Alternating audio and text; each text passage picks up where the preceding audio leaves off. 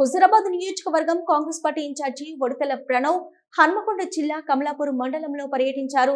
మండలంలోని లబ్ధిదారులకు ముఖ్యమంత్రి సహాయ నిధి చెక్కులను అందజేశారు.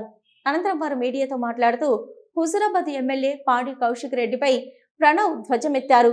కాంగ్రెస్ పార్టీ చేసే అభివృద్ధి ఓర్వలేక అసత్యపు ఆరోపణలు చేస్తున్నారని అన్నారు. ఈ కార్యక్రమంలో మార్కెట్ చైర్మన్ ఝాన్సీ, రవీందర్, రమేష్ గౌడ్, భిక్షపతి, చరణ్, పటేల్, శ్రీనివాస్, పరశురాములు తదితరులు పాల్గొన్నారు.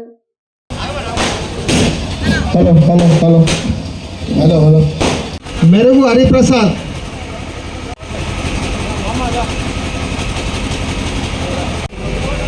మౌటం ప్రభాకర్,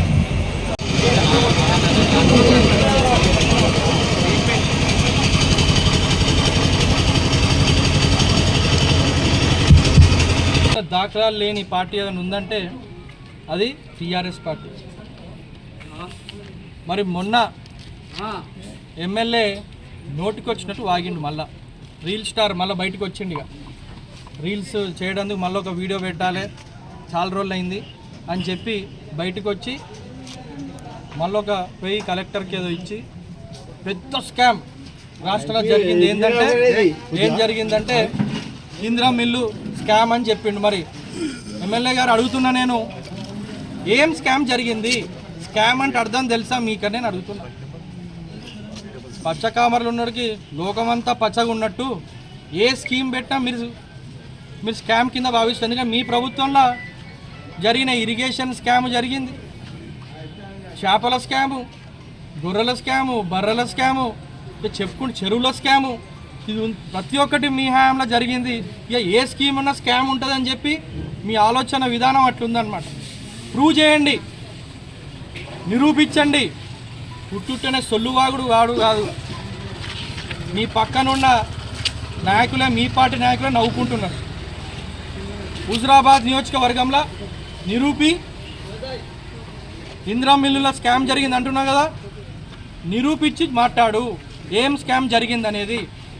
ఒక్క ఇల్లు ఇవ్వడం మీకు సాధన కాలే, 2 ఏళ్ళు విప్పుకున్నావు, ఏం బీక్నో నేను అడుగుతున్నా. కట్టిన ఇల్లులను ఇయ్యలే, 107 గ్రామ పంచాయతీలు, 60 వార్డులు, నీకు సవాల్ విస్తున్నా. ఒక్క ఇల్లేని ఇచ్చినావా కౌశిక్ రెడ్డి? ఒక్క ఇల్లేనా ఇచ్చినావా హుజురాబాద్ నియోజకవర్గంలో అని అడుగుతున్నా. మేము ఇందిరా మిల్లులు పైలట్ చేసిన మండలానికి ఒక గ్రామాల్లో తవ్విండ్రు, ఫుట్టింగ్ లేచిండ్రు, పిల్లర్ లేపిండ్రు, బేస్మెంట్ అయిన తర్వాత ₹1,00,000 ఆ లబ్ధిదారుకు పడ్డది.